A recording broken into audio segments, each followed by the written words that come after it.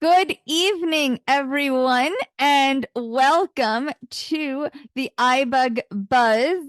This is the iBUG Buzz number 623 for Monday, March 5th.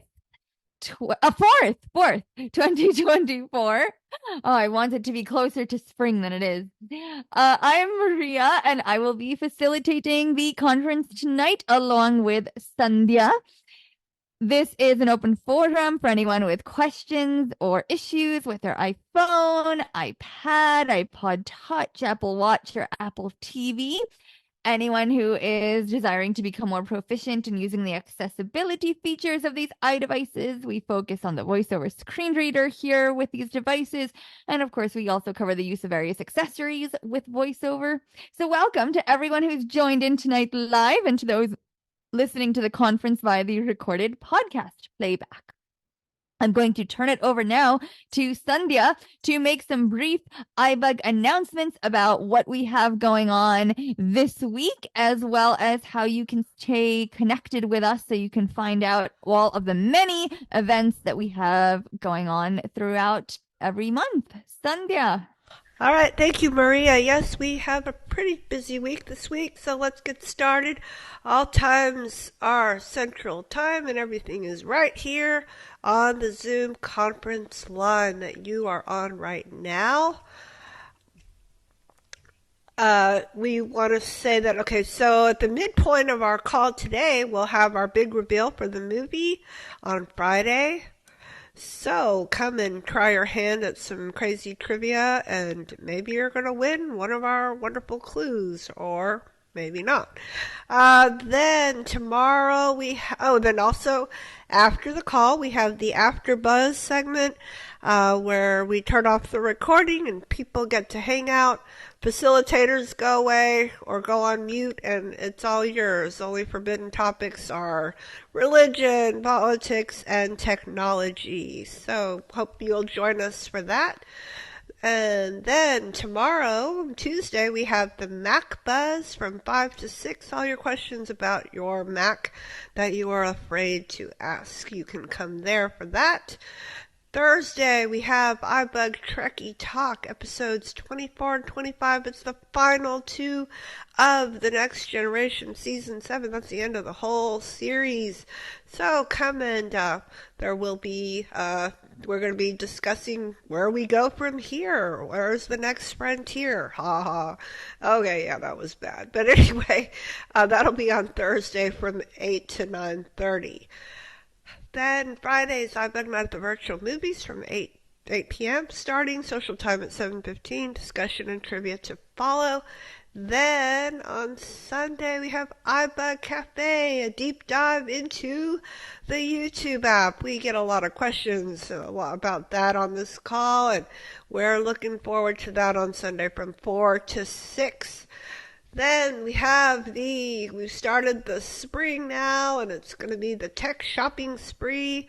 $10 for a ticket to win $500 of your choice, whether it's an Apple gift card or Google Play or whatever it is that you would like, your choice. Or you can get $50 and get 6 tickets for that. And we are a nonprofit organization, and this is our primary fundraising activity for the year. The drawing will be on May 25th at our 13th anniversary. To stay in touch with us, visit our website at ibugtoday.org. It's our website, and there you can get all the information that I just said, as well as subscribe, and then you'll get email notifications of upcoming events. All of our services are free, and you can listen to our podcasts on the website, on YouTube, and on your favorite podcasting app. And with that, I will hand it back to you, Maria. Thank you, Sandhya. With all of that, we have so much going on every month. So please do join us and stay connected. So with that, before we get started with the first question of the evening. Let's go around and introduce ourselves and where we are from. So you can unmute in order to introduce yourself. I am Maria, and I am in Albany, New York. Julie, where are you going? Hey, Julie, welcome. Julie, can you unmute? I'm having an issue here. Oh, yeah. Oh, we heard you, Sandhya, in case you were... Okay. All right. Oh, got it. Okay. All right, you all think All right, it's you'll good. be Go able to ahead. We're good. unmute in Yeah, just they're a good. moment. All Yeah, right. it's good. Go ahead. So feel free to unmute and introduce yourselves. This is Jody Greg in in New Hampshire. Texas. Hey, Greg, and I don't know who the other person. Jody in New Oh, Hampshire. Jody. Hey, welcome. Yeah, hi, Maria. This is Pete in Florida. Hey, Pete. Hey, Maria. Marie in Reno. Hey, hello, Marie. This is Helene Hello. in Arizona, but really from Woodstock. Yeah, I thought you were going to say another New Yorker. All right. Welcome. This is Ed in Georgetown. Hello, Ed, and... Vincent in New Jersey. Okay, hello, Vincent. Ned in Texas. Rachel in Sterling, Virginia. Ned, welcome, and Rachel. Thank you. This is Louis in Indiana. Hello, welcome. Linda, Texas. Gloria from Houston. Hey, Linda and Gloria, welcome. Gary in Texas. Vanessa, Georgia. Gary, Dan, and who's the third person? Vanessa. Oh, Vanessa, Georgia. welcome. Yep, welcome. Yes, okay. Thank you. All right, anyone else would like to say hello? Tony from Illinois. Hello, welcome. Dawn from Houston. Welcome. Mary Ellen Earl, Scottsdale, Arizona. Hey, welcome. Paul in Columbus, Ohio. Hello. Roy, another Texan. Yeah, welcome, Roy. All right, anyone else? Don't be Cheryl shy. from Ohio. Hey, welcome, Cheryl. All right. Shay from Seattle. Hey, Shay, welcome. Elizabeth from Newfoundland, Canada. Hello, international audience. Welcome. Very good. All right. Anyone else would like to say hello? This is Judy in Connecticut. I think I was muted. Oh, no worries. I think you were, so welcome. Hi, thanks, Maria. All right. Anyone else? I see some folks coming in. Would anyone else like to say hello and introduce themselves? All right. Sandhya, All right. Yeah. Yes. Welcome. Welcome. Glad to have you. Amina from Maryland. Hey, welcome. All right. Anyone else like to say hello? Your name and where you are from. This is Cindy from Chicago. Hi, Cindy. Welcome. Welcome to you all. Do we have not sure that we do. I always like to check just in case I've missed something. Do we have any first-time callers this evening? Hi, I'm Rachel in Yes. Virginia. I'm a newcomer. Oh, welcome. Okay, very good. Well, thank you, Rachel. Welcome. So, how did you hear about iBUG? I actually connected with the DC Metro president of Foundation for Fighting Blindness, and she told me about you guys. So I'm super excited and have been taking the YouTube recording videos for voiceover on Mac. Oh, very good. Lovely. And how long do you have any iDevices, I assume, in addition to your Mac? What kinds of iPhone or iPad? Yeah, iPhone, and I also have an iPad and a Mac. So I've been good on the iPhone, but the Mac is quite a bit more challenging. So lots of practice and learning from you all. So I'm glad to listen in. Very good. Well, welcome. We're glad to have you. And it's always great to hear about all the different places that know about us and that kindly refer folks to us. So very good. Would you like to ask a question since you're a first time caller? You don't have to if you can't think of one, but we like to give the first question of the evening to first time callers if they'd like. Oh, thank you. No, actually, I want to just listen if that's all right. I don't have I have so many questions that I couldn't pick one out. No problem. And feel free to jump in too if you know any answers to questions as well. So very good. Okay, thank you so much for the nice welcoming. Absolutely. Very good. All right. Any other first time callers? Feel free to say your name. Tony, welcome. And how did you hear about iBUG? Marie and Sunday. Oh, well, very good. Thank you, ladies, for the referral. And so what kinds of iDevices do you have? Just an iPhone. Okay. Nothing just about it. The iPhone is lovely, and that's all that I just have as well. So very good. And do you have a question that you would like to ask?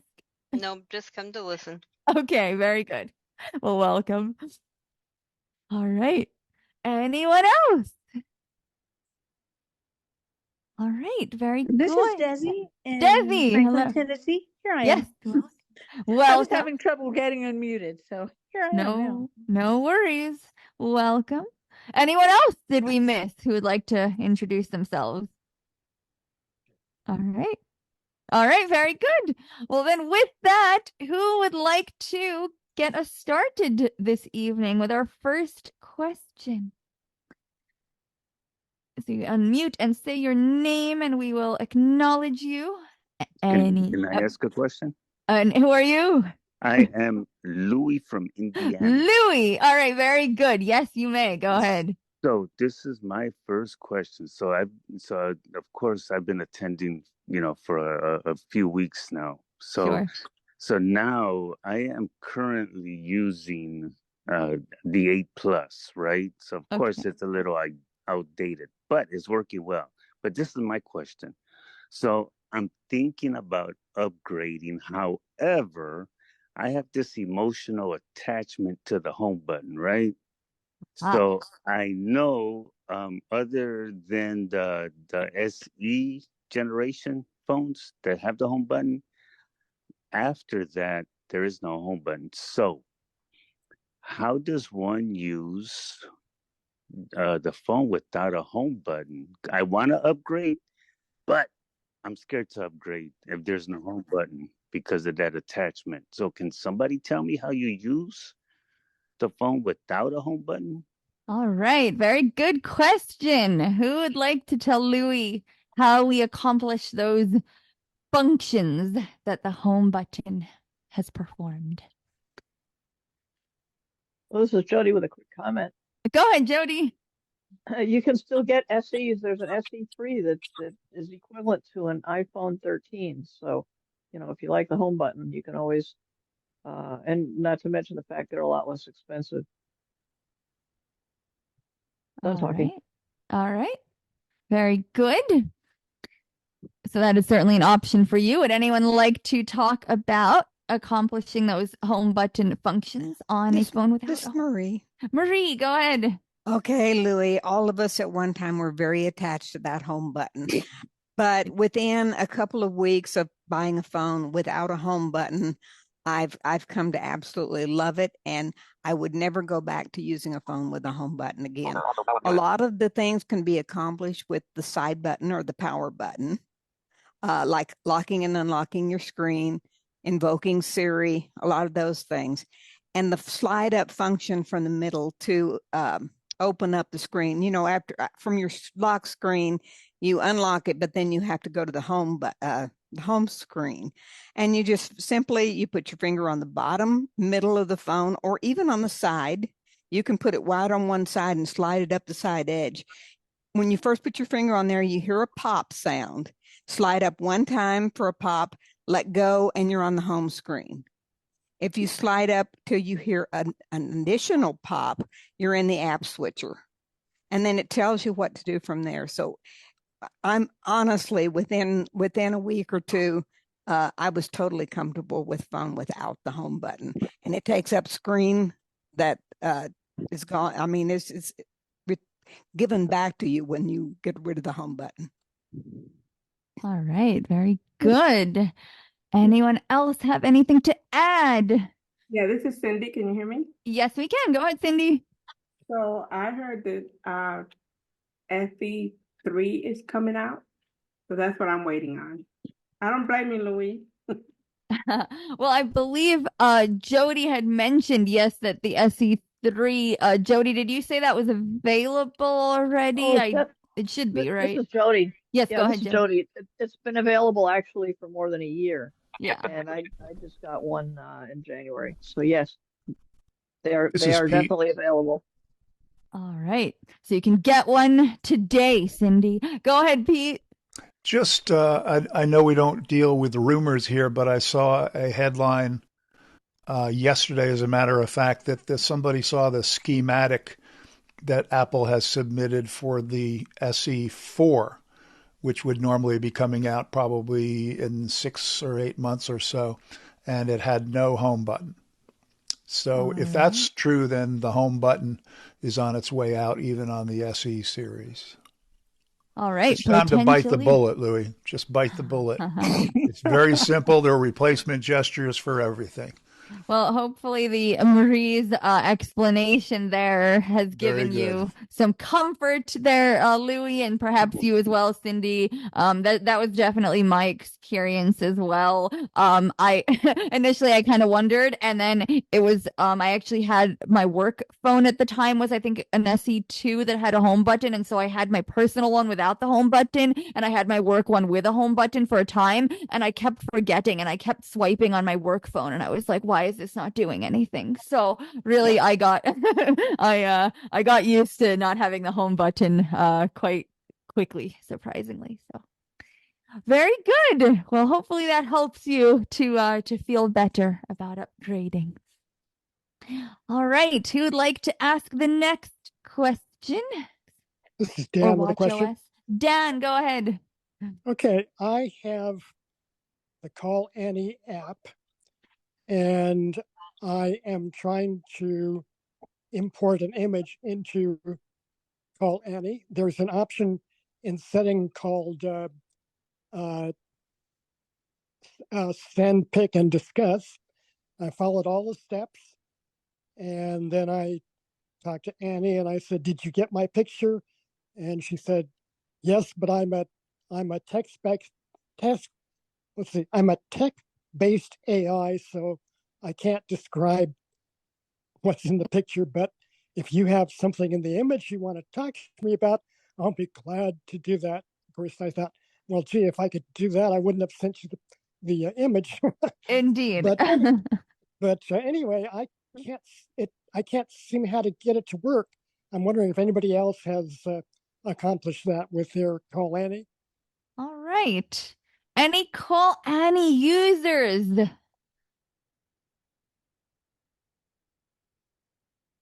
All right. Well, hearing none, I guess, Dan, I might recommend that you try some of the other like Be My Eyes with the Be My AI feature, or Bing from Microsoft, or the GPT app itself. I've done Be My AI. Yeah, that works just fine.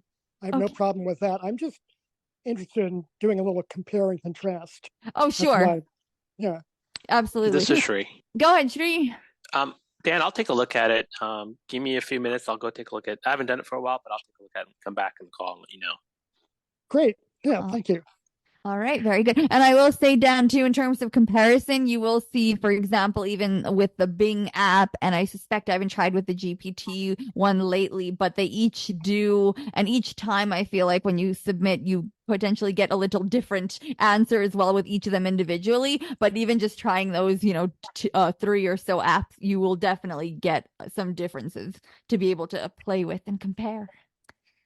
So okay, thank you. I'll keep that in mind. Very good. Have fun playing with image descriptions. All right. Who'd like to ask the next question? This is Chris. Oh, Chris, go ahead. Just a quick follow-up from last week.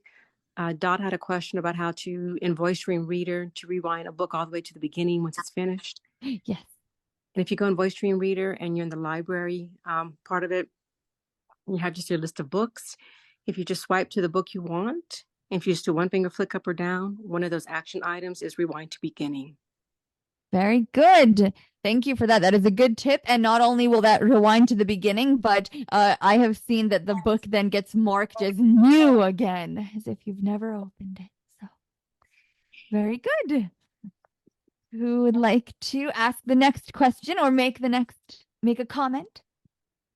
Cheryl? Go ahead, Cheryl. I'm wondering for some of these apps that we're talking about, VoiceStream Scanner, Seeing AI, and Be My Eyes. Are there settings that you need to set so that you'll automatically get updates if they have updates, or do you have to go search for those from time to time? All right. And you're asking for updates to those apps themselves? Yes. All right. Who would like to answer that question about app updates? This is Jerry from Vermont. Okay, go ahead, Jerry. I think if you go into your purchases in the App Store, if you have automatic updates on, they'll kind of update automatically. However, I think you need to go to your App Store and check if you're concerned about a specific update or a bunch of updates. I think that's where they usually land. That's what I think. All right. Very, very good. Anyone else have comments? This is Pete. Go ahead, Pete.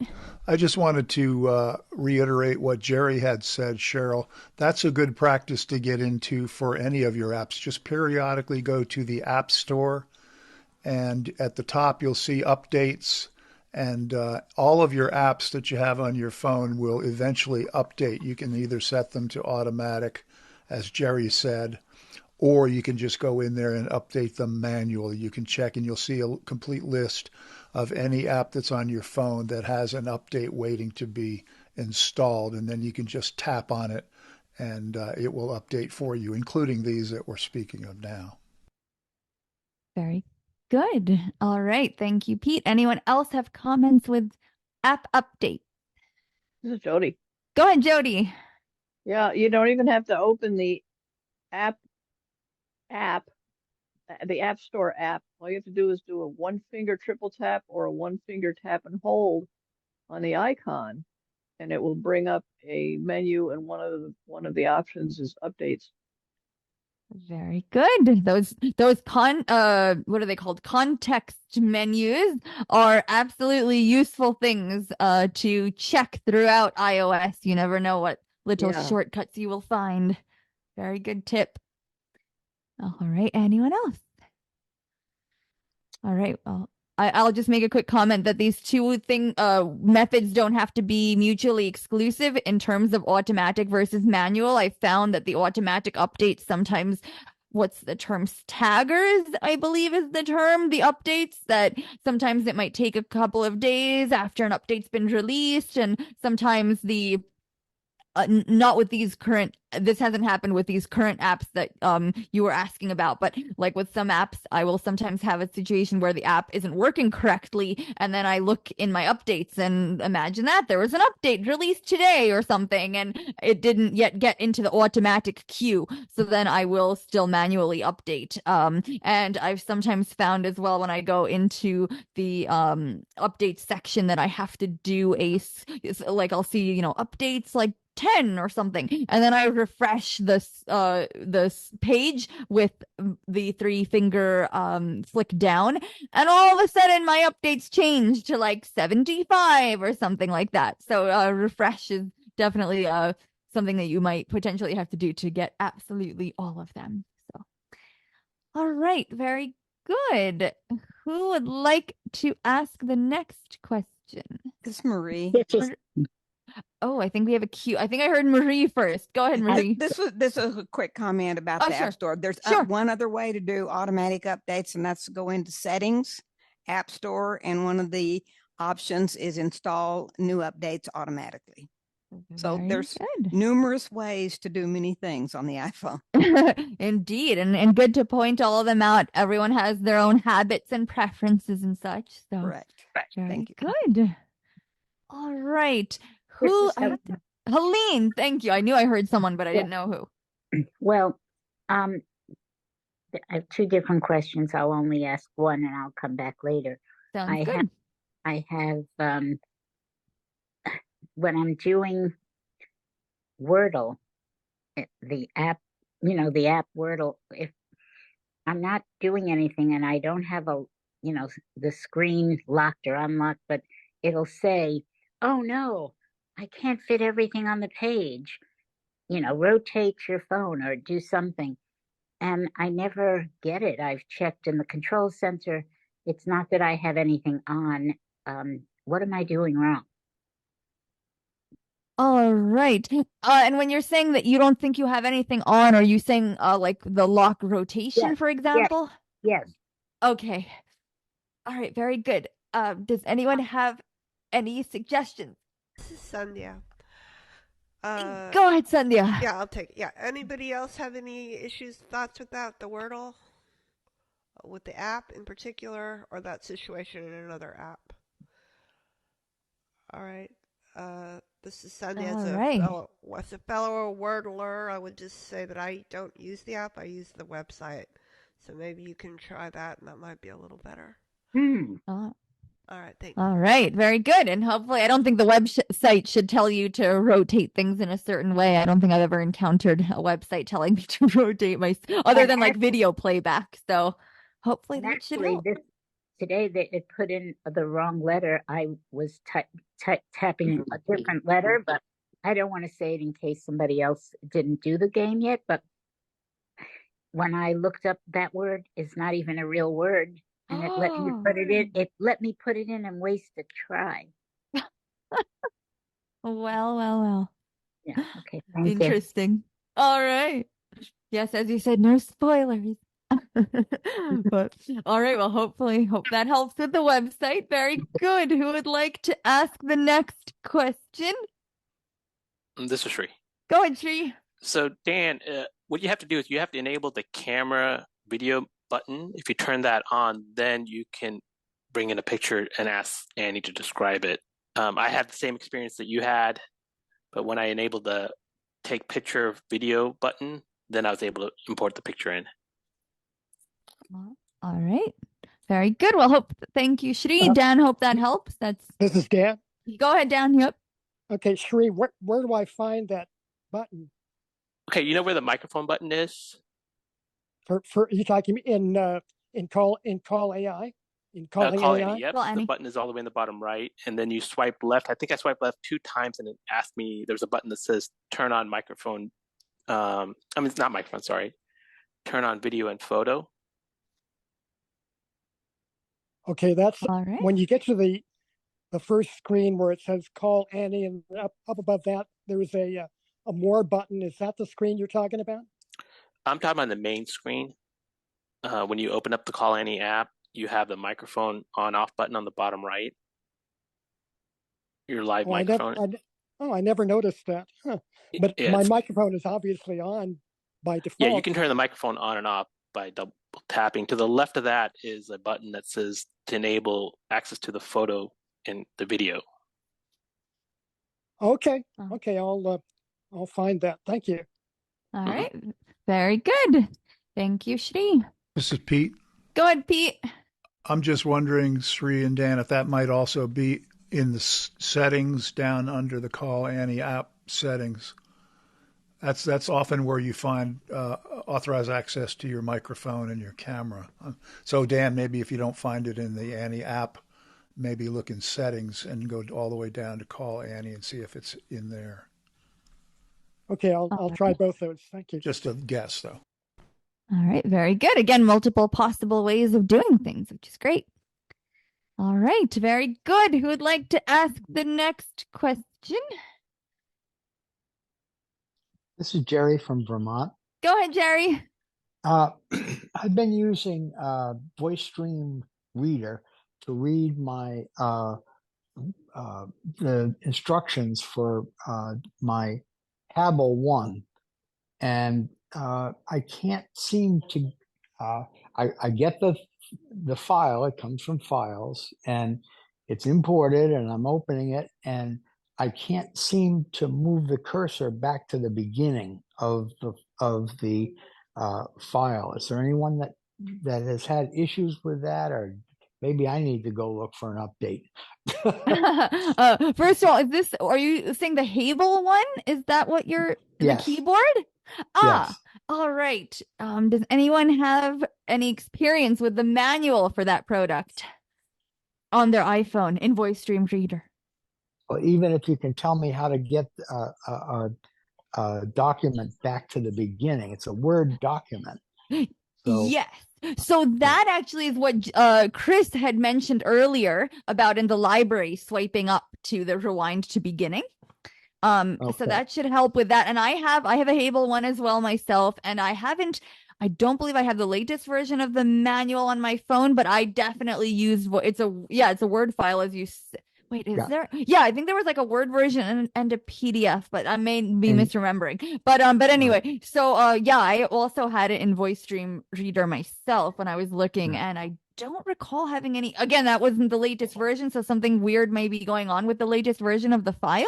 But I don't. Again, with I've had this unit for like, what was it, a year or something now, so whatever the initial version of the may have been different, but definitely try. And also, I mean, again, multiple ways on the themes of there's also, if you've actually opened the document, there's a position slider that shows percentages, and you can also either just slide that up to 0 or double tap it and it's a go to percent, and you can type 0 and that should get you to the beginning as well. So hopefully some of that will, and if it's that's great. And if it's still behaving weirdly, delete it and download it again. You never know. Yeah. Well, the other thing is, it's the device has updated. I think the last manual or the last iteration was in August. So yes, right. Yes, and they do release a new manual, right, to take into account, the latest. Yes. So. Correct. All right. Thank you very much. Very good. Well, have fun. It's a fun little gadget. So have fun. It really is. Yeah. And shameless plug. I did again, this was a while back. So I think the latest firmware was that it also introduces like the EBAE, the prior Braille code or some such. But anyway, there have been a couple of updates since, but shameless plug. I did do an iToys segment for iBUG on the Hable. So I don't recall when I did that, but if you search on our website, if you go to ibugtoday.org and go to podcasts, and if you type in the word Hable on the page, like do a Control F, hopefully it should come up.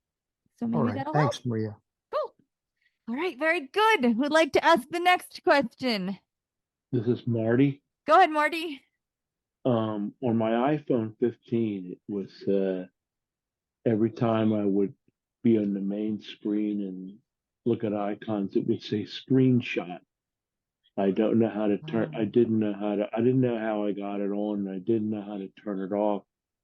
So my wife, who sighted, turned it off for me. But I'm wondering how I could turn that off. What are you saying that your wife turned off for you? That the announcement? Yeah, I kept on saying screenshot every time I would. Okay, like after announcing the icon, you're saying it would then say screenshot? Yeah. Yeah. All right. Who has experienced this? I don't know how I turned it on either. So sure. All right. Anyone had this experience and know how to turn it off?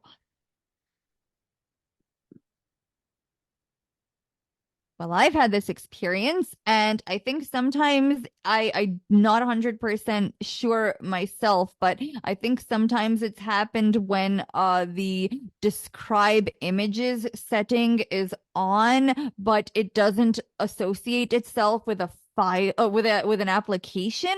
So when I've gone into I have that option, describe images, on my router, and when I go to turn it off and toggle, it'll say like describe images off for, and then nothing else. So it acts like it's, not associated with anything.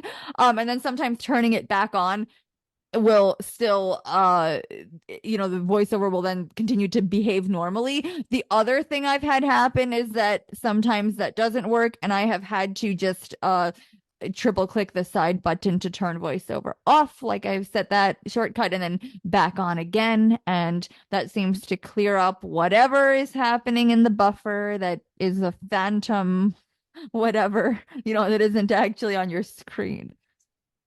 So those would be my two ideas. Either check your describe images setting and try turning it off, or at least toggling it off and back on if you want it on for some reason on that screen. And otherwise try toggling voiceover off and back on. All right. Who would like to ask the next question? Well, while you all are thinking, I will say that we had that discussion about the My Chart app a few weeks back, and it's so relevant now because as of today, my doctor has switched over to My Chart. So thanks to iBUG, I have a good confidence that it's all going to be accessible when I sign up. This is Dan with a comment about something you just said, Marie. Go ahead. Yep. Okay. You said that in VoiceStream Reader, if I have a file open and I want to rewind to the very beginning, I can just slide up on the percentage slider to 0, and that will be the same as rewinding the document. Yep, that should do it because the 0% is the very beginning of the file. So yes, that'll as you rewind by percent, I think each time you flick up, it goes by like 5% or some such. So if you just keep going, it'll take you to that particular percentage. So 0 is the beginning and 100 is the end. Okay, I'll do that. Thank you. Very good. And like I said, I think you can I haven't tried this, but I believe you can actually just, if you don't want to keep flicking up with one finger, you can just double tap and it'll say go to percent. And then you could type 0 and select OK, and that should do it too. Well, where do you double tap to make it go to? On the position slider. Oh, okay. Yes, VoiceStream is very good with these multi-function controls that you can adjust or double tap to do things. Oh, okay. Thank you. Yeah, very good. All right. This is Vincent. Vincent, go ahead. This is, on the same subject, and just actually a question. With a 4-finger single tap on top of the screen, bring also the document to the beginning? So that is a good thought in that it brings you to the top of the actual screen, but that won't affect the document itself. That would bring you to the top of the actual current window in VoiceStream Reader that you are in. So like if you had a document open, it would bring you to the library button, which is the top left element of that screen, but it wouldn't actually affect the document itself. But that is a nice thought. Thank you. Yep. The document is a text area in that app that is scrollable with the 3-finger flicks. So it is considered kind of a separate, independent area of that screen. All right. Who would like to ask the next question? I do see a raised hand. Again, feel free to say your name. This is Jody with a comment. Go ahead then, Jody. Yeah, I was going to say tomorrow at noon Eastern time, there's going to be a webinar from Good Maps Explorer in the indoor app. And I think if you go to their website or go to contact in the app itself, you can probably sign up. You can register for it. So I just thought I'd mention that to people. All right. Very good. And if someone doesn't happen to know, can you give a sentence description of what Good Maps is? Good Maps Explorer is an indoor map for indoor navigation. And I haven't actually used it. I'm hoping to learn more about it tomorrow. Very good. Yes, the indoor navigation's always been a bit of a challenge, Sony. Yes. Strides we can make there are very useful indeed. All right. Thank you for that. All right. Cheryl, I see you're unmute. Yes, there you are. Go ahead. Sorry about that hand raising. No worries. I'm wondering when I have myself unmuted like now and I use voiceover, can you all hear my voiceover talking? No, we cannot. So like if I assume you did something with it now, so we know the voiceover typically does not come through. Why? How is that? Because it talks into the room, like my own voice talks into the room. How is it that voiceover does not transmit to everyone's phone as a sound in the room? Right. Does anyone have any insight on that? Pete, go ahead. Zoom magic. Yeah. I was gonna say wizardry. Right. I'm glad to know it anyway. Thanks. Indeed. Yes, Zoom's like what do they call it? Their noise suppression or noise cancellation, whatever they call it. That's the technical name of the magic. Yeah. This is Jake. Go ahead, Jake. If you make a phone call too, it's like that. Voiceover won't come through. That's Apple's magic. Yep. All right. Very good. It does it on purpose. It's so that you don't destroy the person that you're on the other end of the conversation with. Yes, absolutely. I think a lot of people would not like that at all. This is Shri. Go ahead, Shri. One thing I've learned, and I just picked it up recently, I do a lot of Find My, where my daughter and my wife are located, through the Find My app. Now I find out I can just ask Siri, where is Rita Roy? And it'll tell me without me having to go to the Find My app. Oh, very cool. It makes it even easier for you to keep tabs on them more frequently. Very, very good. All right. Siri is getting more capable slowly but surely. Go ahead, Kathy. She is. So sometimes when I'm reading, like say you're on Facebook and you're reading an article, and just when you're already invested some time in it, and then your Siri makes an announcement or something interrupts, is there any way to navigate in those kinds of blocks of text, where you're not really in the text, it's only going to read it to you as one? Do you know what I'm talking about? I think I do. You're saying like as you're scrolling through posts, and so it says the person's name and then what they've shared, and it's this big long thing of what they shared, and then when they posted it, right? And you're wanting to navigate in that long block of text. Right. And say you've read it almost all the way through, and then you get interrupted. You got to start all over again and go through the whole thing. While it's reading, is there some way to get windows, lines, and sentences, or windows and lines, and then jump through it? Or right. All right. Anyone have any thoughts on this? All right. Well, I have not gotten it to work. The entire article comes out as a single whatever. Like say you set it to line, and then you might get the line of like the name and when they posted, and then the block and the double tap to interact, what have you. But like the block is like one big line. At least that's been my experience. And so I've had to. I guess if I really, really want to, I've had to navigate by word. But obviously that's not exactly right. Okay.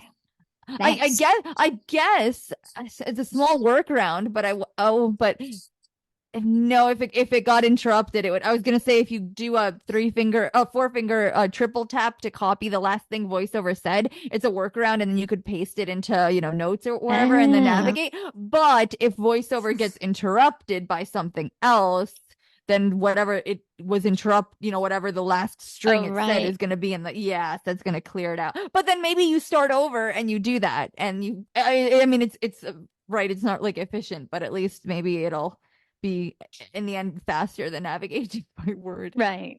Yeah. Gotta love the Facebook. All right. Anyone else have any comments on that? All right. Then who would like to ask the next? This is Shri. Go ahead, Shri. Just a curiosity question. Could you have done a one finger triple tap on it and see if you get any secondary option? Oh, like the double, what they call that. Oh no, the double tap to interact is another one. What's the triple tap? The context menu, the one that you can use throughout iOS. Oh God. Yes, that is an It's hard to interesting keep all thought. these things in mind. Yeah. Absolutely. I'll try it. Yeah, well, let us know how that goes. That's an interesting thought.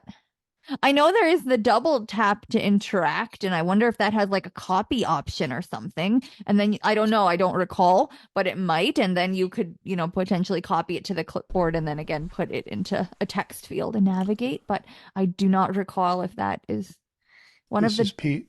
options. Go ahead, Pete. Maria, are you thinking of the double tap and hold? No, doesn't it says like double tap to interact with the post, and it has like the like and comment, and I forget what else is in there, but it's like a special Facebook. I think it's like the is it the magic tap gesture? Tap? Yeah, I think it actually is the magic tap. Two-finger double tap? Two-finger double tap. Yes, I'm so sorry. That's correct. Thank you. I think you're right on That's that what one. it is. Yeah, Two-finger double. Thank you. Yeah, you're right. The single double tap would just like start and stop speech. Right. Yeah. So two-finger double tap. So so these are two different things, Kathy. So the magic tap, the two-finger double tap is going to give you a Facebook specific menu on that post. And then Shree's thought of the triple one finger triple tap is the native iOS context menu, and we are not sure what, if anything, that's going to produce. I think we've just proved that it's just gotten too complicated. It's iPhone. Oh, it's the Facebook. Go ahead, Desi. Yes. So it seems to me, and I don't know if this is true or not because it's been a while, but it seems to me that if I am reading an article from the main Facebook screen, where you're going down through your feed and you come to the one that you want to read this article and you just let it read on, if it gets interrupted, that's a problem. But if you double tap on that entry and go into it, can you not just read the whole thing through at that point? Oh, I see what you're saying. Like if you open it up in a full screen. Yeah. That is definitely a possibility. I'm actually going to try that right now. But that may very well be because it'll show on up the as a spot. That's pretty awesome. Yeah, well, because it'll show you as a text, like when you open it like that in full screen, the text is going to be one block out of several now on your screen as you're flicking around. So it may have here, like I'm gonna click on here something that's about guide dog users. All right, so and now we're in this text block. And this is a nice big long one. See, and indeed, look at this. We have so good call, Desi. I'm able to let's see, characters, words, lines. Now it's a question of is the line. Oh, but the line, however, is again one big text block. Right, but I thought the problem was that she was getting interrupted as she was reading, and then she couldn't easily get back to where she had been listening. Correct. That's right. And if you open up the post even in full screen, and if you say rotor to lines to try and navigate more quickly through it, if you navigate by line and then set the rotor to line and then flick down, the entire article is one line again. Right. But if she opened it up in the first place to read it rather than reading it from the feed, then she wouldn't get interrupted, right? If something else happened on the screen. I mean, she'd be within that article. She would, right. Yeah. She would be within, right. So then she wouldn't have to go find her place again. She could just listen to the whole thing without it being interrupted. Oh, I see what you're saying. Like without inadvertently moving away from the post and then needing to get back to it. Yes. All right, absolutely. This is all right. Pete. I'll try that too. Indeed. So here, Pete, we'll take your comment and then we can shift. In the interest of all kinds of different ways to do things, you can also do the 3-finger quadruple tap, which is the copy of the last voiceover phrase. Yes. and paste it into an email or some other text area, and Correct. you'll have it Yes. again. And if nothing else, if you're interrupted when reading it in the middle of it, at least you'll have it there again, and you can go back to it. But I'm not. True. I think Desi may be right. If you're in the actual post page screen, then the interruption may not hit you like it would have had it been in your main feed. In your main feed. All Yeah. right, very good. And I guess Makes the good key is sense. absolutely. So I guess the key is then to just if in doubt, if it's very long, copy it to the clipboard before you potentially get interrupted by something. Or try Desi's option, which is suggestion. just to open it. A single Yes. finger double tap to open it, opens up the actual post itself on its own screen. Yes. And then maybe you would not be interrupted had you the way you had been on the main feed. Yes. Very good. And I have played with the two menus. The context menu and the magic tab appear to be the same things. And you cannot, it doesn't appear that maybe you can select share and then like share it to messages or something, but I'm not sure if that sends a link versus because copy says copy link here. So that may not be an easy way to do it either. So all right, well, very good. Hopefully some of this Kathy. helps you out. Yes, the trials and tribulations of Facebook. All right, very good. Who would like to ask in our remaining few minutes before our halftime show? This is James. James, go ahead. Yeah, just let Desi know that I did not give up. Oh, all right. Very good. Yeah, I am so proud of you. Good for you. Yeah, I was looking for this unmute button. It never did come up. So I said I was going to call it a night. And I double tapped with two fingers and I unmuted. I don't know how it happened, but it happened. Well, very good. We're glad that we can hear you. Feel free to ask your question. Okay. I'm having problems trying to navigate getting Uber. I need before I was just able to dictate. I mean, it would just give me prompts where I want to go and address and that kind of thing. But now it has about 9 different things I need to do, and I really don't know when it actually has been sent. Okay. You mean when you're booking your ride? That's correct. Okay, and you're not sure when your ride has actually been booked. That's correct. All right. Would anyone like to give a quick overview of how the Uber booking works as of now? Because as we're discovering, all of these apps, of course, are subject to update. All right. Well, very quickly, you would select that you're looking to have a ride, and then you would select where you want to go.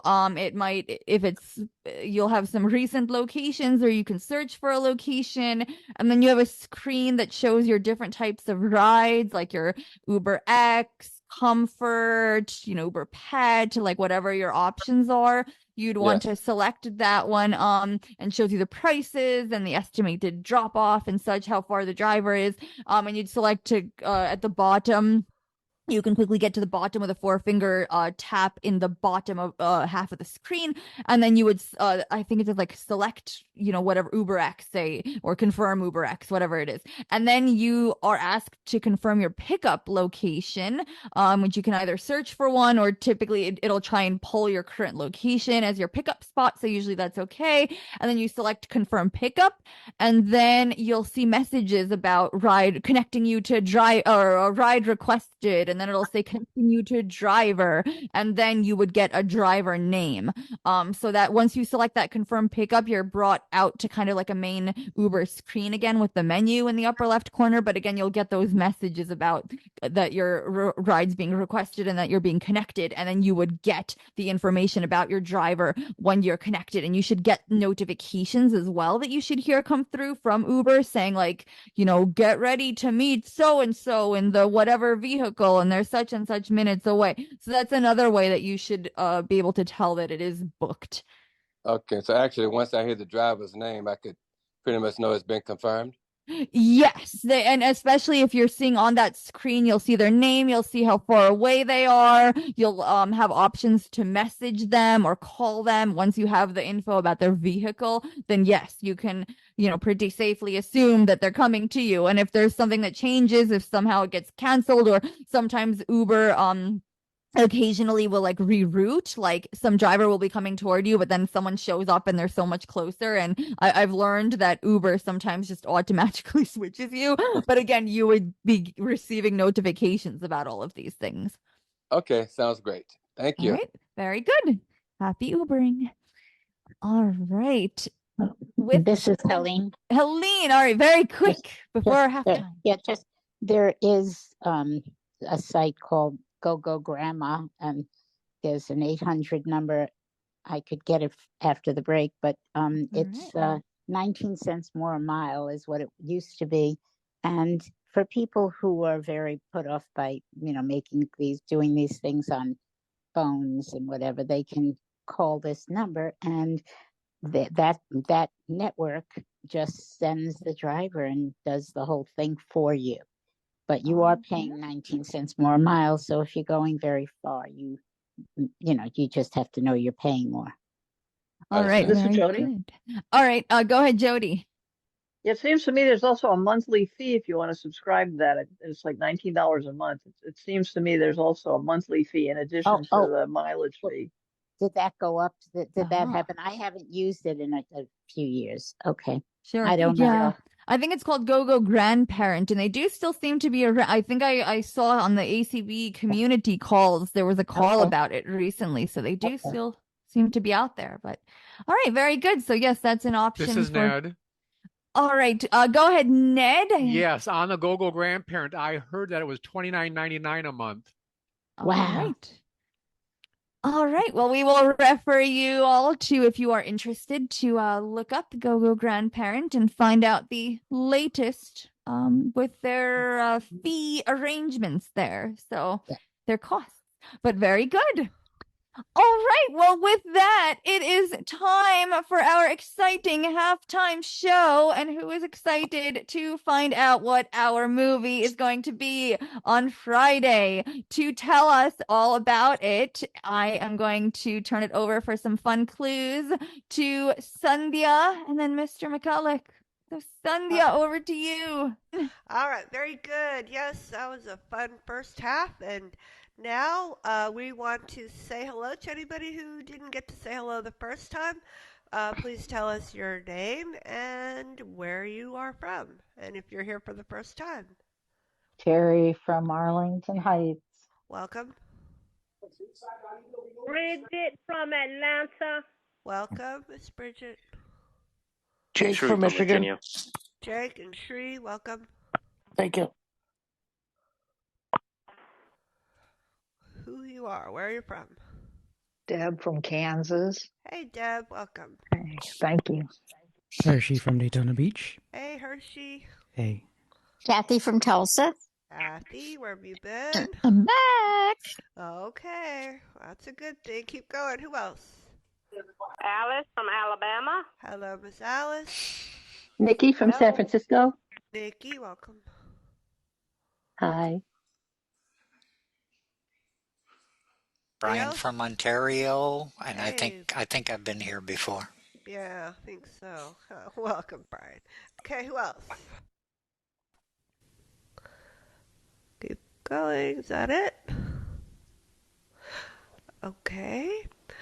All right. So, without further ado, well, we are going to find out. Okay, so the movie, iBUG Not at the Virtual Movies, is on Friday, 8 p.m. Central, social time at 7:15. That's when we play Name That Tune and all kinds of silliness, tell bad jokes, and hang out with, one another, get to know each other, and all that good stuff. And then after the movie, we have a discussion and trivia. So, with those wonderful clues is our very own iBUG guy. iBUG guy, are you out there? I wanna fly like an eagle.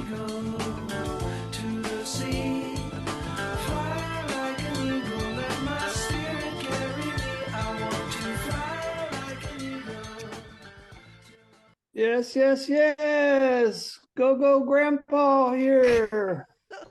How's everybody doing? All right, we got another exciting evening for you to figure out what the meeting or what the movie's going to be all about. But first, does anybody ever have tennis balls just happen to be laying around in their house or find them outside in their yard or walking around? Well, sometimes when you have doggos, the tennis balls seem to magically Yeah, there you appear. go. Well, I don't know. Somehow tennis balls mysteriously pop up around my and I always wonder what am I going to do with this thing. Anyway, there's some fun things you can do. You've probably seen people put tennis balls on the bottom of walkers and maybe hanging in a garage to help them line up when the car's all the way at the right spot, when it bumps the windshield, that kind of thing. But some other things you can do with a tennis ball. Did you know you can use it if you don't have one of those little balls that go in the dryer? You can put a tennis ball in there, and it'll keep everything from getting all wrinkled up. But be careful; don't put it in with colored clothes or other delicates because it may come off on those. And make sure it's clean. Yeah, it would help to be sure clean. the dog hasn't had it first. Also, if you ever get sore muscles, tennis balls are a good way to get those muscles just kind of rubbing around. Absolutely. Like a roller. And roll them under your good feet foot too. massager too. Yeah. I've done that before. Are you subtly trying to tell us that our movie has a focus on tennis there? How about For feet? you get any scuff marks or little, gets rid of scuff marks stuff too. From shoes and things on wooden floors or any kind of floor? You can use a tennis ball to buff that right out. Whoa. Comes off like magic. You can use them to And play finally, tennis too. if you have trouble opening lids, you can take a tennis ball and take a knife and cut along the seams. And then you'll have two little oblong pieces, and you can crisscross those over the top of the lid and makes a nice little grip to take that lid right off. All right. Anyways, well, so thank much you. for Waste of a good tennis of ball. tennis balls this evening. Let's get on to. But Michael, the most important thing is don't trip over them. No. All right, quiet, guys. Here we go. Where'd he go? He's coming back. Hopefully. Is he back? Mr. McCullough? Okay. Michael zone. Okay, very good. All right, here we go. We've got this part, everybody can unmute themselves and to play along to try to guess the title of the movie. All we need is a title. And that sounded like Maria. Anyway, here we go. Oh no, you get one guess per clue. And that's all the rules we have. All right, here we go. With clue number. You got to say your name. Mr. McCullough, we got to say your name before you yell out the answer. Oh, yeah, that would be good too. Okay, we got another rule.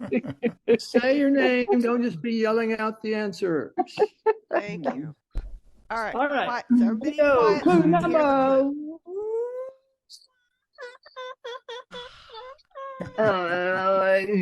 Our film this week takes place in the capital over a period of 3 decades. What capital? You were fading out. Our film this week takes place in the capital over a period of 3 decades. Pete. Pete. All the President's Men. All the President's Men would be a good answer in some places, but unfortunately not here. Good try. Anybody else? You maybe noticed I didn't say which capital, but anyway, we're moving on to clue number 2. I've been constipated all day. I gotta go out of sheet.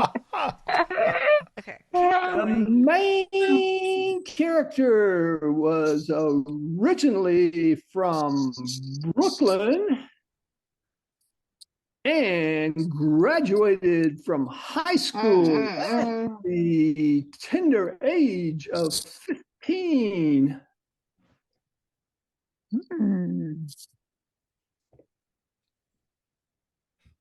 Young Sheldon.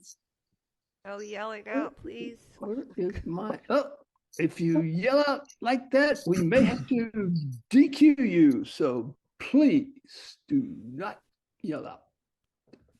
Say your name. Say your name. I think that was Kathy, right? Yeah. She never follows I really thought I was muted. You were. All right. Nothing going there. Okay, we're going to move to clue number 3. Oh, this is going to give it away.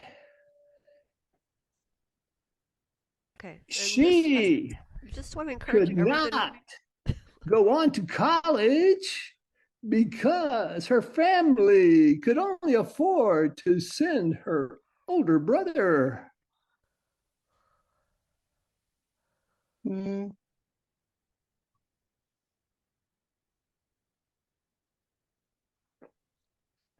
Woo-wee. I think we may have a stumper tonight. All right. Clue number. We're going to move on already? However, 2 years later, they were able to come up with some money, and she entered Cornell University at the age of 17. Pete. Ruth Bader Ginsburg. Root Gator Ginsburg. Oh my goodness. Of course you do. Okay, I will need to caucus with the judges on this one. Otherwise known as RBG.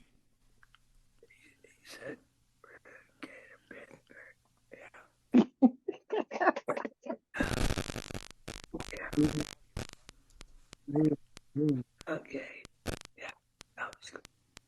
Yeah. Yeah. The judge. Yeah. Okay. The justice. All right.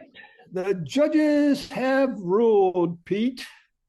And unfortunately, that is an incorrect title, but they said we will actually ding, ding, ding, ding, ding, kind of give it to you since you also came back and said RGB, the correct title of the film.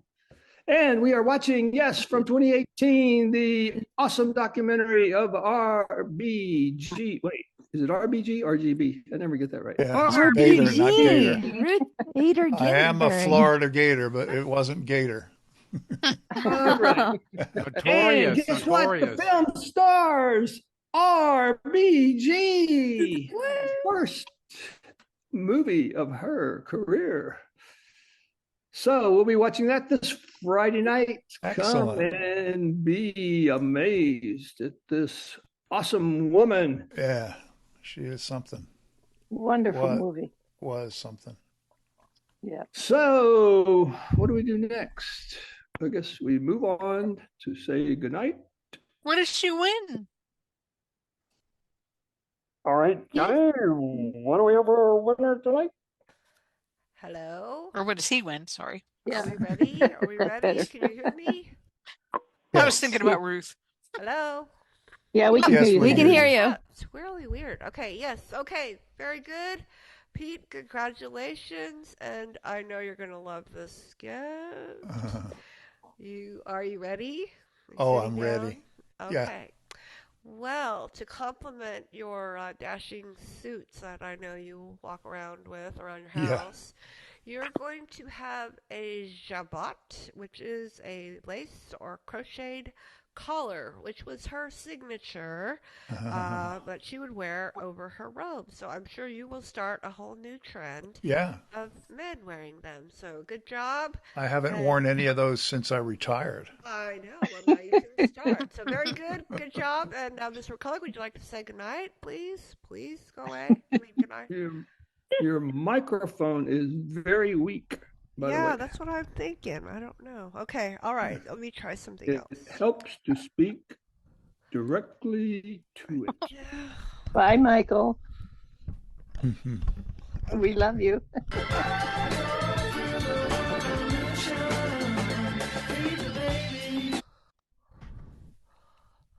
All right. How about this? Yeah, you're good. Okay. All right. So now we're going to do our iBUG Bite segment. And I don't like this. Okay. Can you still hear me? Yep. Okay. And this iBug segment is something that's been brought up several times on our calls. So hopefully this helps some folks or serves as a good refresher. All right, here we go. It's possible to create a new mailbox using the native Mail app on iOS, but it is not readily apparent because the option isn't shown in the initial screen that you are placed on with your list of messages in a given account, and indeed it takes a couple of screens to get over to that option. So that is what I am going to show now. I will say as a caveat that this option doesn't allow you to nest your mailbox. For example, if you want it to be a subfolder of the inbox, that's not something you seem to be able to do. You can only create a mailbox at the top level of an email account, from what I have been able to make work. And so this is not my preferred way to do it, but it is certainly an option. So if we go into the Mail app, Mail, 13 unread emails. Search field. And I'm going to go to the first element of the screen by touching with 4 fingers in the upper half so I can see where we are. Gmail, back button. And indeed, this is where I expected to land. This is the list of messages in the inbox of my Gmail account. And this option to create a new mailbox will not be in this screen. So we are going to back out of the screen. I'm going to double tap on this back button since I'm focused on it. Gmail, edit button. And we have an edit button here now in the upper left-hand corner, but let's just see where we are. If we flick to the right, Mailboxes, heading. This indeed is where we want to be. This is the root of the folder layers. That is the mailboxes screen. However, in order to create a new mailbox, that option is not immediately on this screen. We do need to activate that edit button in the upper left-hand corner. So I'm just going to flick to the left with 1 finger. Edit button. To get back onto it, and I'm going to double tap. Done. And now we have quite a screen here. This screen allows you to choose which mailboxes you want to see. in the top portion of your mailbox's screen. So things like the inbox for your various accounts, also folders like VIP. You can have all attachments, all unread items, follow up, various other things, and you can reorder them. However, what we are interested in for this demo Toolbar, new mailbox button. is the new mailbox button. New mailbox button. And I tapped that again because the first time I touched in the right-hand corner and the second time in the left-hand corner, those being the bottom right and the bottom left-hand corner in both cases. So along the entire bottom, very bottom of that screen is this toolbar, and the option here is this new mailbox button. So this is what we're going to double tap on to select to begin the process of creating a new mailbox. Cancel text field is editing. Mail. Insertion point at start. And so you saw that Actions available. that cancel button was briefly in focus, which is the element in the top left corner, but then conveniently VoiceOver does place us in the text field where we can enter the name of this mailbox. And I'm told that actions are available. Misspelled word characters. But then I just rotated so you could see there aren't quite any actions here. Edit. We have edit, misspelled words, characters, and so forth. So there are Misspelled characters. Screen away mode. Portrait. And that was Braille screen input, just literally my regular rotor options. So that's a bit of an error in speech at the moment. There are no actions. So I'm going to Braille screen in lands screen away mode. Portrait. iBUG. So I typed here iBUG. So we're going to create a mailbox that we could, in theory, for example, move all of our iBUG monthly mail to, or any iBUG related mail, like if we needed to keep track of which movies were shown from week to week and so on. Now, before we finish creating this, we're going to flick to the right. Clear text button. Or standard clear text for the text field. Mailbox location. Heading. Mailbox location button. And so I flicked to the right a couple of times. We had that heading first for the mailbox location, and then this is the actual button that we can press to pick our location. Gmail. And it lands us on our first email account, which in my case is my Gmail account that's in the order. Mailbox location. Heading. If I flicked to the left there just to prove that to you, that was the mailbox location heading. Now what you'll notice here, and this is what I was saying that you can't particularly nest, part of what I meant here is that you don't see the inbox as an option here for the location.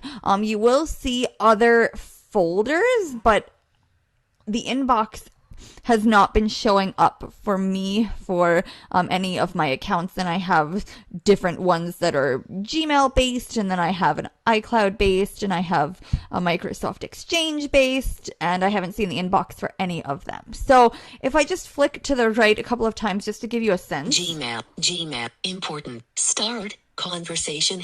Well, these are just standard Gmail folders besides the inbox. And we won't keep going here because these folders are going to depend on your email account and what it has there by default. But the point is that you can select one of these folders. So you can't like go in to deeper layers. If you select one of these, it's not going to expand and let you select anything underneath it. So just to show you, if I select one of these, I'm going to select the Gmail one, the first one, that one that we landed on. Gmail. Whoops. New mailbox. Mailbox. Gmail. I flicked too far to the left. Okay. So this is that first Gmail folder that we landed on when we first got into this mailbox location screen. So if I just double tap it. Text field is editing. iBUG. Character mode. Insertion. I'm now back on that text field, and if I flick back to the mailbox button. So now that mailbox location button, it now says Gmail because I've selected it to be a subfolder of my Gmail account. And if I flick to the right, iBUG. Q. W. We just get into the keyboard now. So we're ready to save this mailbox, and that is going to be option Save button. The save option in the upper right-hand corner of the screen. If we double tap on that. Save. Done button. And now we're taken to that done button. And if we want to confirm that that mailbox has indeed been created, I have now navigated down past my inbox and its subfolders. These were folders that I had set up on Gmail itself or in Outlook on my PC and such. So I have, again, this is very dependent on your setup. So I have just moved past all of that. But we are now into those default Gmail folders that in this case were showing in that new in that mailbox location screen. And so if I just flick a couple of times, receipt, teach button. Again, default folders. iBUG button. And there's our iBUG folder and junk email. We have button. Junk email after that. So it is again on this same level. It is in the root of the Gmail level. That is where this new mailbox is located. If we iBUG button. If we go into it, select Gmail back button. No mail. I just touched in the center of the screen, and of course there's no mail in it now because we just created this mailbox. But if we were to move some mail to it, of course then it would have messages. So that is the creation of a new mailbox, otherwise known as a new folder in the native Mail app on iOS.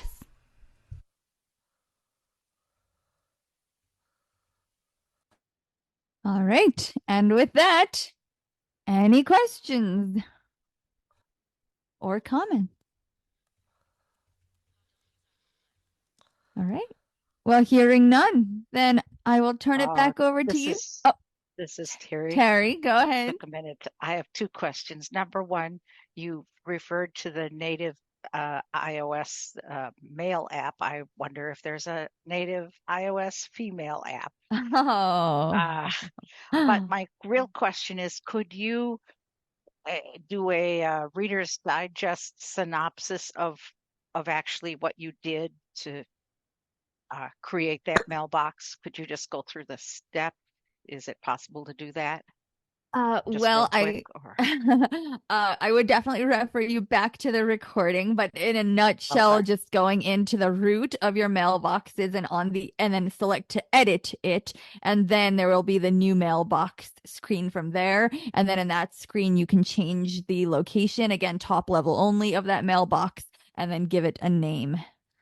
Thank you. That's what I needed. Thank you. Very good. Anyone else? Hey, this is Hershey. Oh, I think I heard two people. Was that Bridget first and then Hershey, I believe? Yes. Yes, Bridget, that was you. Yes, go ahead. I have a question. Let me see if I can explain it because I don't quite understand myself. So you saying make another mail. So say, for instance, all the little thing that we get on Monday. So can you go to the, like you say, you go in the, how can I explain it? Go look for this, what is this called? Oh, I think maybe, Bridget, are you trying to say like a filter or a rule that would automatically move the emails that meet a certain criteria into this mailbox? Oh, no, Maria, that's too much. I'm just trying to say something simple. Say, can I take this call we on today and look it up in the iBUG archive? Can you then bring it somehow and put it in that mail, which like you can make it say iBUG and save all the ones that you want? Oh, absolutely. Absolutely, yes. And that is actually that's the whole purpose why you would create one of these, to help with organization. So yes, you would manually go in. So like if you opened an iBUG, if you'd created the iBUG mailbox like we discussed here, you would open a message and then you would go, or you could also, again, multiple ways of doing things when you're in the list of messages, you can also go in your actions rotor, flick up and down to more, double tap, and then there'll be a move message. But if the message is actually open, you'll have a move message option in the bottom of the screen. And then you would see all of your different mailboxes, and that would include this iBUG one. And so then, yes, you would select iBUG and it would move the message there. And so then it would be out of your inbox and it would all be nicely organized into that iBUG folder for you. And that's the whole point in terms of, organization. It's like, with your inbox by default, right? Every single piece of mail comes in there. It's like putting a bunch of papers in your cabinet that are from all kinds of different organizations. And these are like a folder, right? Think of it as like a separate cabinet drawer. So you can organize out. You want the iBug mail to go in the iBug. You put that in your iBug folder, and mail from another group. You might create another another mailbox, excuse me, and move it over so that you can, find it more easily, and just so that there's like less clutter in your inbox. So yeah, for sure, that's the whole point of it, is to help with organization. Okay, thank All you. right. Yeah, absolutely. All right, Hershey, go ahead. I just wanted to say thank you so much. Really well done on the video there. And just to go back to Miss Bridget, you could set up different layers. So let's just say if you were talking iBug and you missed last week's episode, you can make a folder that says listen to and not listen to. And whenever we do send out the emails, you can move one item from the archive, as we said, iBug archive, and then the other folder would be you haven't listened to it. So you would only have, let's say, 2-3 emails in there. So you know to go back to listen to that week, and that way you could keep organized.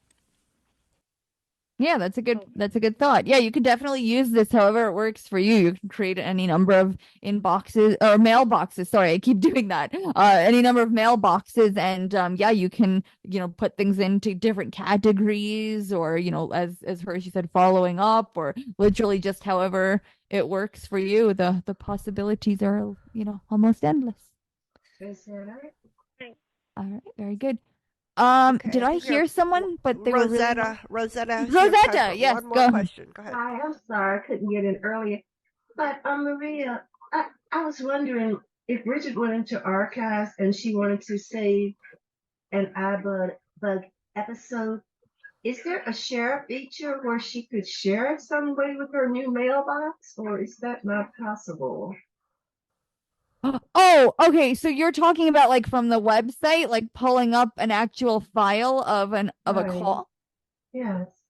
Okay, so that is a bit of a separate. So these mailboxes are for mail, for emails. If she did want to save an actual MP3 of an episode from the website, she could certainly, that can be shared, but it would be by doing the three finger single tap for that context menu, as we've discussed before. But she would be sharing it not to the mailbox. She'd be sharing it to an app that's capable of reading the audio content, of working with the audio, such as, for example, VoiceStream Reader that we have discussed before. And then certainly in VoiceStream Reader, for example, you can create, they're called folders there as well for organization. But the actual mailboxes themselves are restricted to containing emails.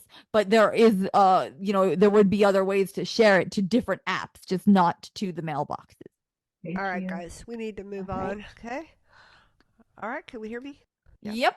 All right, very good, Maria. Thank you. There's a lot there, and who knows? Maybe a future one will be how to move an email to the mailbox. Okay.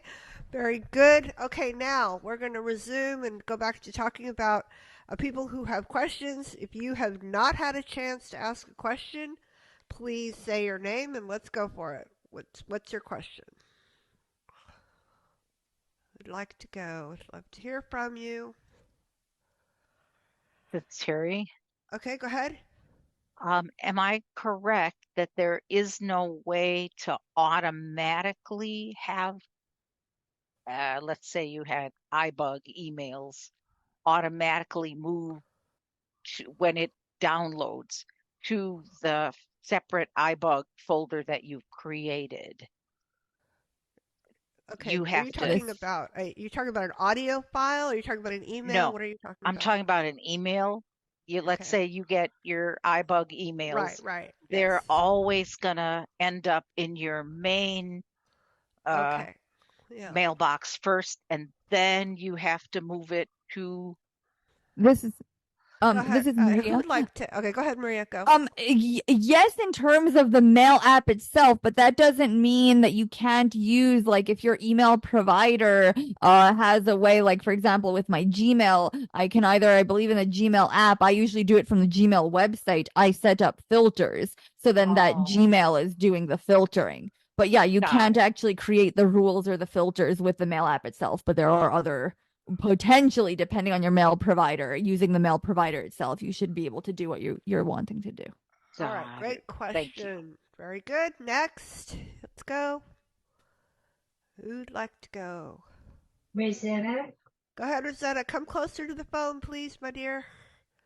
Kind of far away. Okay. I was wondering, I was going to use Soundscape to make digital markers on my door so I wouldn't get lost in my yard, and Soundscape seemed to no longer be working.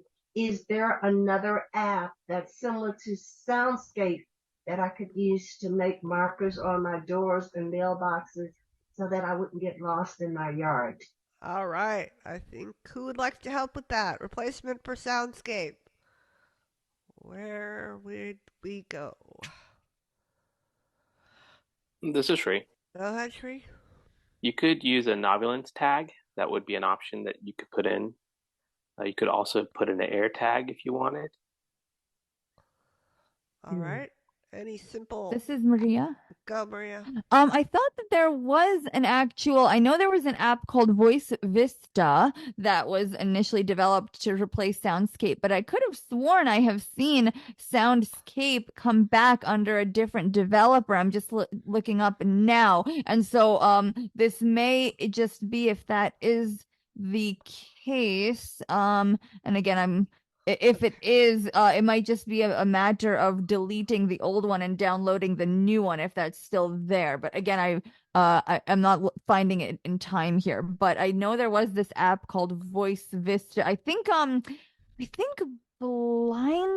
I feel like Blind Square as well, which is a paid app that has some GPS like functions in terms of telling you streets as you cross them, and you can telling you what's around, and you can also it integrates with things like Apple and Google Maps that give you turn-by-turn directions if you want to send a route to those other apps. But anyway, in this context, I believe Blind Square it should allow you to mark your own places as well. So in theory, if there's some distance between the places, you should be able to use that one as well. I know Blind Square has some kind of cost to it.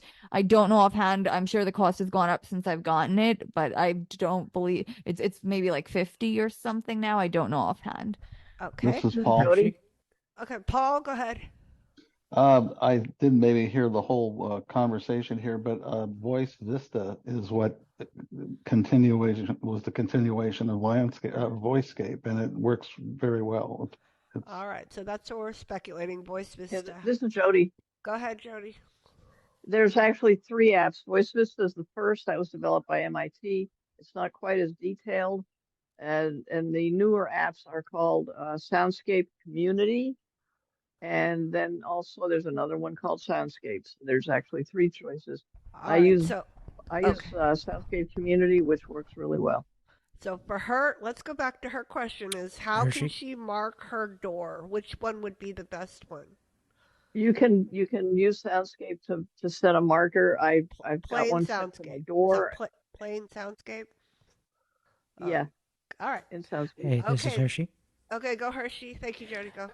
I wonder with usage of Seeing AI rather in the World channel.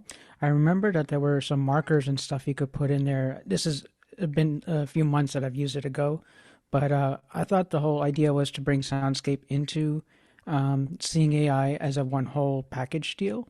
But again, it's been a few months for me, so thank you for updating me on Voice Vista. But I would check out the World channel to see if you could maybe put a Bluetooth beacon marker or something like that. As you're mentioning, you want to come back from the yard to your house. You could potentially use that as a way to get back home. Right. Okay, so the guy that went over World on, I think it was iBUG, I listened to. He said that you'd have to have the more advanced phone, and I have the SE. So Right. I thought he made me think the SE would not work with World, so I'm in trouble there. Yes, this is Sandhya. Yeah, the only the pros and the higher level phones have the lidar, which is what you would need to create those maps. And there are ways to create routes, which we've talked about. Those were indoor routes because you need a lot of landmarks to create those routes. I'm not sure how that would work outside. They're really meant to work inside. So I would go ahead and try out the things that Jody suggested about the Vista. Okay, so Jody said Soundscape, Jody said Soundscape Community, and what was the other one Jody said? Vista Pro. I mean Vista Voice Vista. Voice Vista. Thank you. All right, moving on. Next question. This is Mo. Go, Mo. I have a question about notifications. Okay.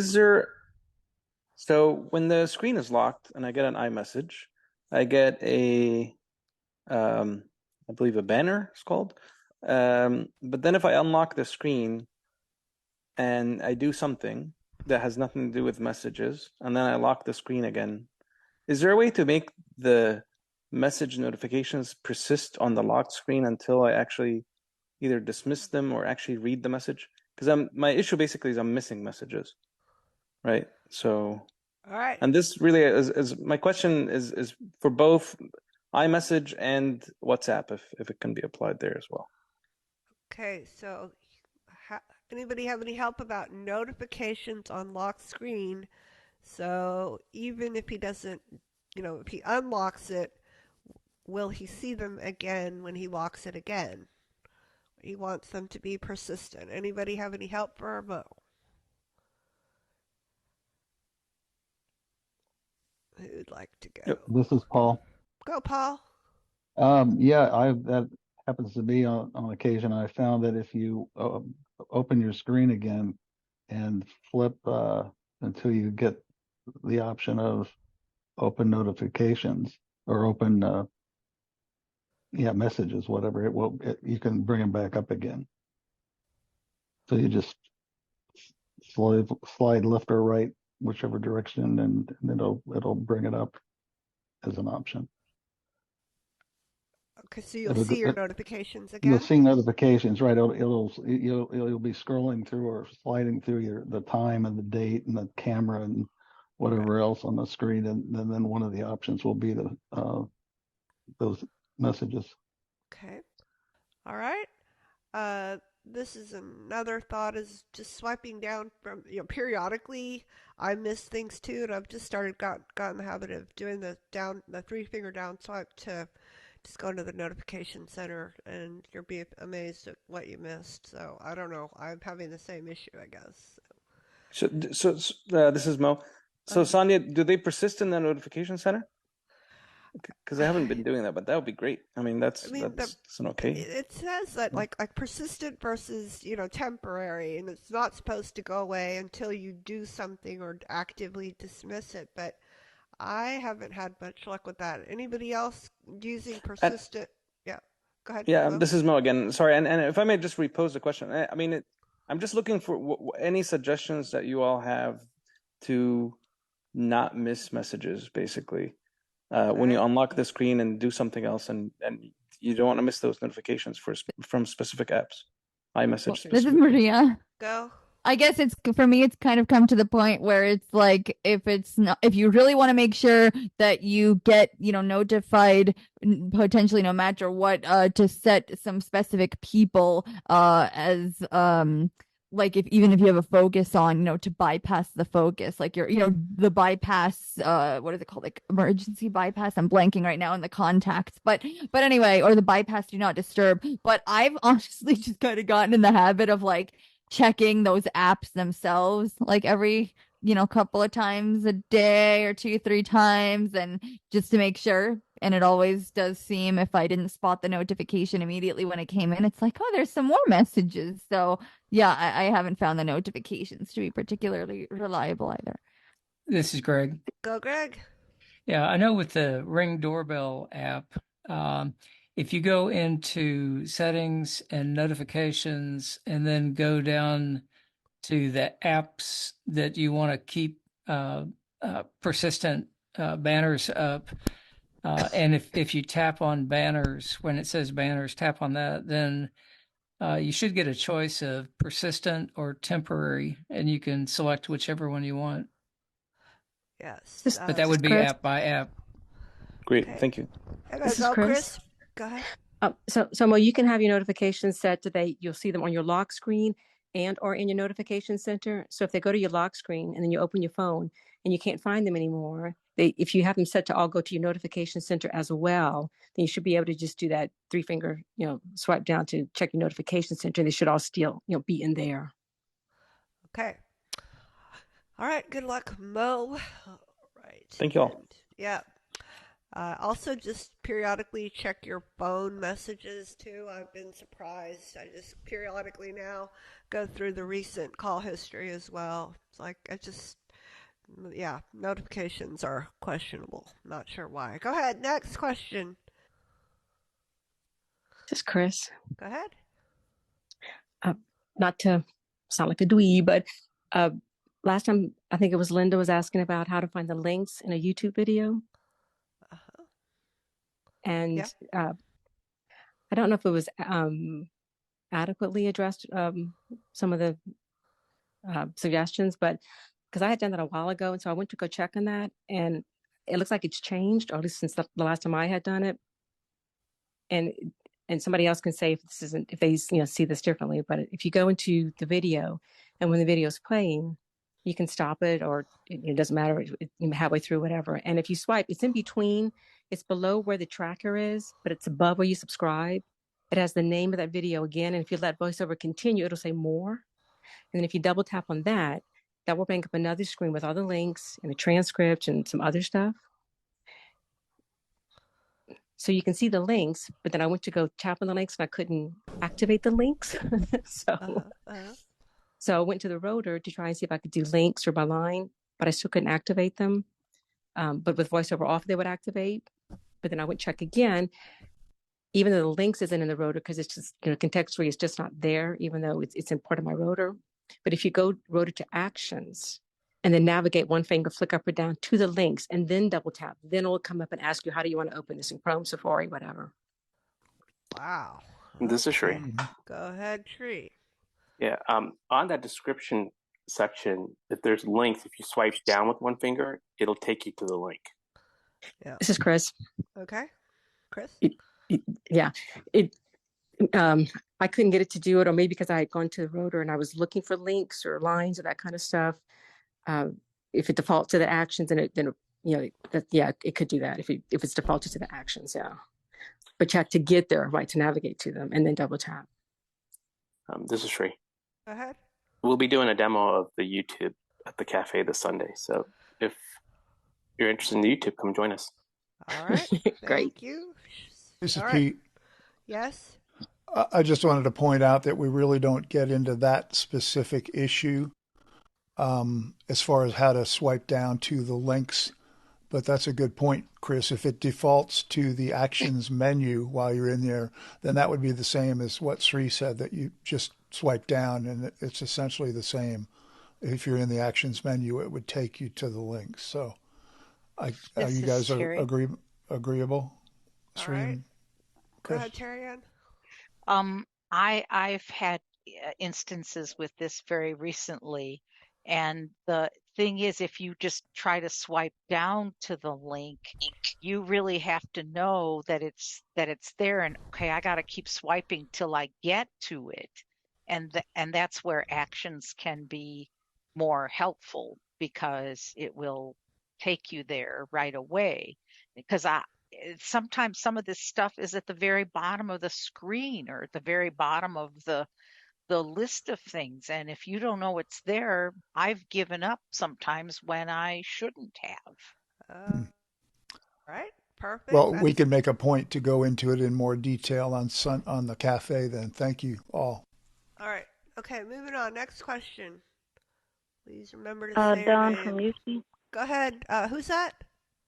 Dawn from Houston. Dawn. Go ahead, Dawn. I just want to know, when is the YouTube cafe?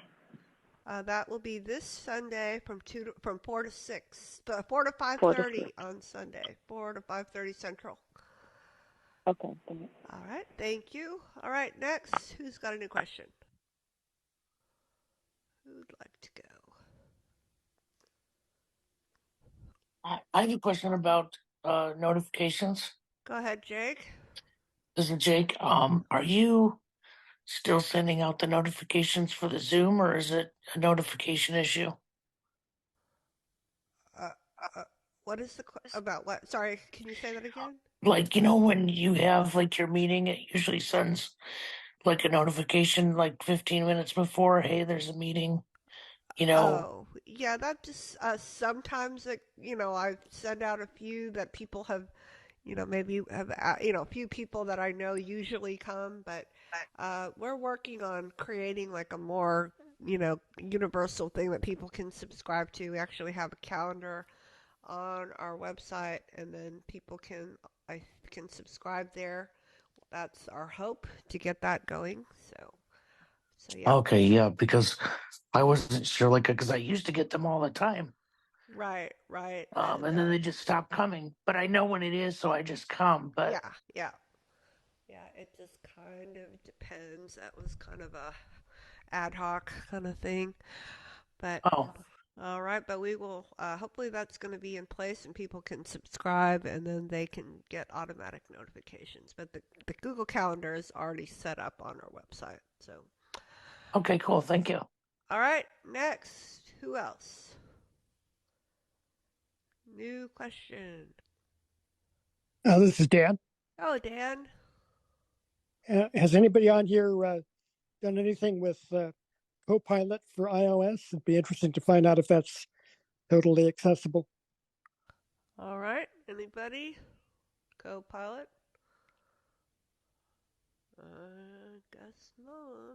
I guess not. Okay. Well, you never know if you don't ask. All right, Pete, anything to add?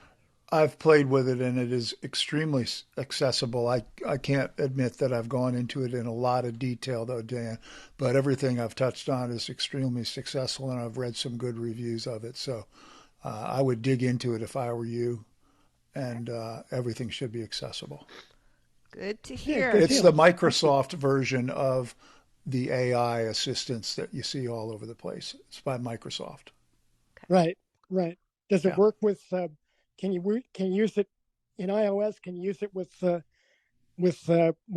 MS Word? I don't think you need to. I think it's a standalone app. So you just open it, order it from the App Store, download it, install it, and then go into the app itself.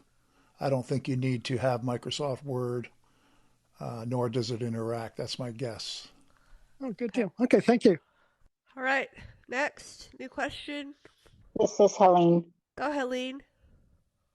If I want to comment on a Facebook post, and then I can double tap and it'll say react, like, comment. I'll double tap on comment and I will put in my comment, and then I have a tremendous amount of difficulty trying to post it.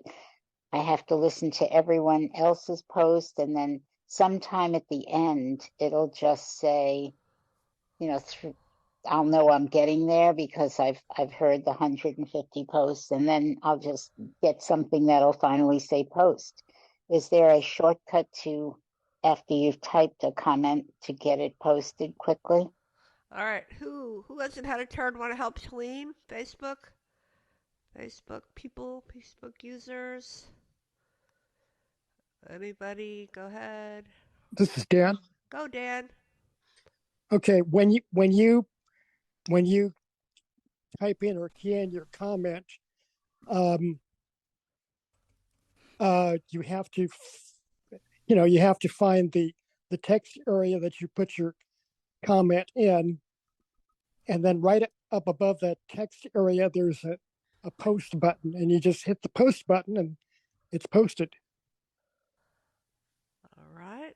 This is Helene. I don't understand. Are you seeing a text field? I mean, I don't see what is happening on the screen, so I'm just swiping left to right. Dan, Well, you want to go ahead? well, okay. When you make your comment, you know, what is it? You type in make comment or something like that, and you know, the text field comes up, and you put in your comment, and while you're in there in that text field, you go up above where you've keyed in your comment, and there's a post button, and you just hit the post button, and it's posted. Right. This is Sandhya. So it would be you're in a text field when you're dictating your comment, and then I can't remember if it's right or left, but it's like Dan said, it's right there. It's like a button away. So This is Pete. Okay, go ahead, Pete. Terry, you want to go? Go ahead. That's up to Sandhya's call. Go, Pete. Hurry up. Helene, if you're in your main feed, your main news feed, and you find the post that you want to comment on, you're in an actions rotor. So if you flick up or down with one finger, you will eventually find the comment option. If you single finger double tap on that, it should place you in the text field. I think that's what you're searching for, is the text field, right? And then, as Dan said, once you've typed in your comment, then if you flick once to the left, you'll find the post button. Single finger double tap it, and you're done. All right, perfect. Yeah, she's looking for the post button. Okay, go ahead, Terry. Anything to add? I was just going to say sometimes if I don't find it right away for some reason because I unhighlighted my text that I type in, I will use touch and explore and go up just slightly, and usually I find it that way, or I go to the left and I find it that way. So touch and explore can be a helpful thing. Okay, very good. Hopefully that helps you, Helene. It sounds frustrating if you have 150 posts to go through. So, yeah. All right, quick question, anybody? We have a few minutes left. I'd like to go. Anybody? I'm trying to think. This is Sandhya. So I had an issue real quick about when you're watching like a show on Netflix or something, and then like the controls keep going away. So is there anything that I can do to keep them there, or I have to keep on putting them on and then moving forward or backward or wherever, and then they just go away? That's the way it works, I guess, right? I don't use it a lot. Anybody? Who? It's In Jake. Netflix. Go, Jake. You should be able to do. Isn't there controls on the lock screen? Oh, okay. Oh, the media something? Play Yeah, media? media control. Oh, okay. That's what that's for. I This is Pete. don't watch a lot of media. Go, Pete. You're talking about when you're in the landscape mode and then all of a sudden your controls go away. Yes, yes. You're still in the Netflix app though, right? Yeah. Mm-hmm. Yeah, there's if you just flick anywhere, all you'll hear is media controls. And then you just need to single finger double tap and it will open up those controls again. Then you need to swipe up or down, or if you're in the landscape, left or right, and you'll find, the reverse 10 seconds or whatever the particular control is that you're looking for. But that other captions thing, I think, gets you into audio description and things like that. But when it freezes like that, all you need to do, because anything you flick to reads the same thing. It will tell you media controls, and then you just single finger double tap, and it opens them all back up again. Okay. Yeah, they keep going away. So okay. All right. Well. It's Chris. Go ahead. Real quick. So and I don't know if you're watching Netflix and if you lock your phone, does Netflix keep playing? Yeah, anybody? I'm not. I don't do it enough to know. I don't know. This is Terry. Go. Yes. Okay. The answer is yes. All right. So now we're going to wrap up. Sweet. We're going to say yes, Sri. Oh, I'm sorry. That was short and sweet from Terry. Okay, all right. I'm sorry. Next, we are going to say we're going to wrap it up for tonight. Thank you, Maria, for helping facilitate the call. And And we're going to thank quick. There she is. And hang on for AfterBuzz, or just quickly and tell you what's coming and up thank you this. to everyone for your great questions and participation. Yeah, for sure. Otherwise, we'd be talking to ourselves. Mini Mac Buzz tomorrow from 5 to 6. Trekkie Talk on Thursday. And the movie is RBG, so that should be a good documentary, but it is a really good movie to watch. And then Sunday is iBUG Cafe from 4 to 5:30. And with that, we will say goodnight. And if you want to be part of iBUG After Buzz, hang on after the recording.